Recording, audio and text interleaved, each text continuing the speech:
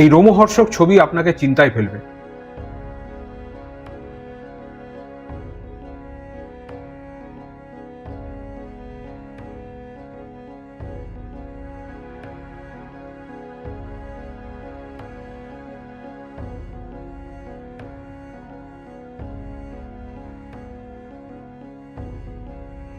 সতেরোই জানুয়ারি বিহারের সীতামারি জেলায় এক গভীর সামাজিক উদ্বেগজনক ঘটনা সামনে এসেছে। অবশ্য এটাকেও আপনারা উদ্বেগজনক মনে করবেন কিনা সেটা আপনাদের চিন্তার উপরই ছাড়লাম। এই জেলায় পাপুরি থানার ঝাঁঝিঘাটের কাছে এই ঘটনাটি ঘটেছে।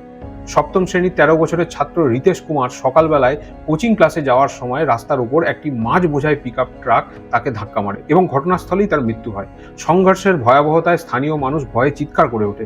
কিছুক্ষণ পরেই গ্রামে খবর গেলে রিতেশের বাবা মা সেখানে ছুটে আসে।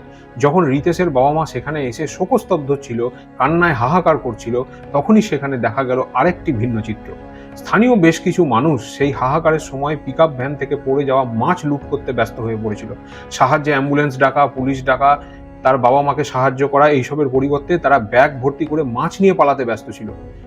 দুর্ঘটনাগ্রস্ত শিশুটির বিকৃত দেহ সেখানে পড়ে থাকা সত্ত্বেও তারা মাছ লুণ্ঠনে ব্যস্ত ছিল। বাসে চেপে যাওয়া, পাশ দিয়ে পেরিয়ে যাওয়া এক যাত্রী সেই ঘটনা বাসের জানলা থেকে ক্যামেরাবন্দি করার পর সোশ্যাল মিডিয়াতে দিয়েই সমালোচনার ঝড় ওঠে। পরবর্তীতে পুলিশকে এসে মাছ লুটকারী জনতাকে ছত্রভঙ্গ করে দেহ ময়নাতদন্তে পাঠাতে হয়।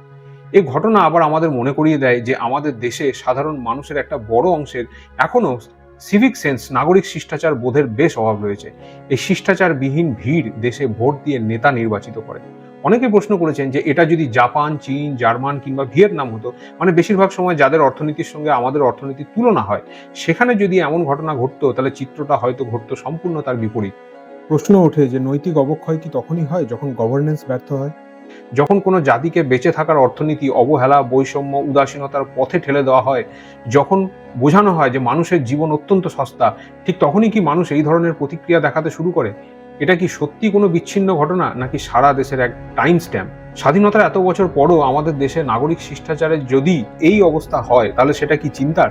কারা এর জন্য দায়ী? সিভিক সেন্স তৈরিতে দেশের সরকারগুলোর কি কোনো ভূমিকা থাকা উচিত ছিল? আপনাদের মতামত কমেন্ট সেকশনে লিখে জানান।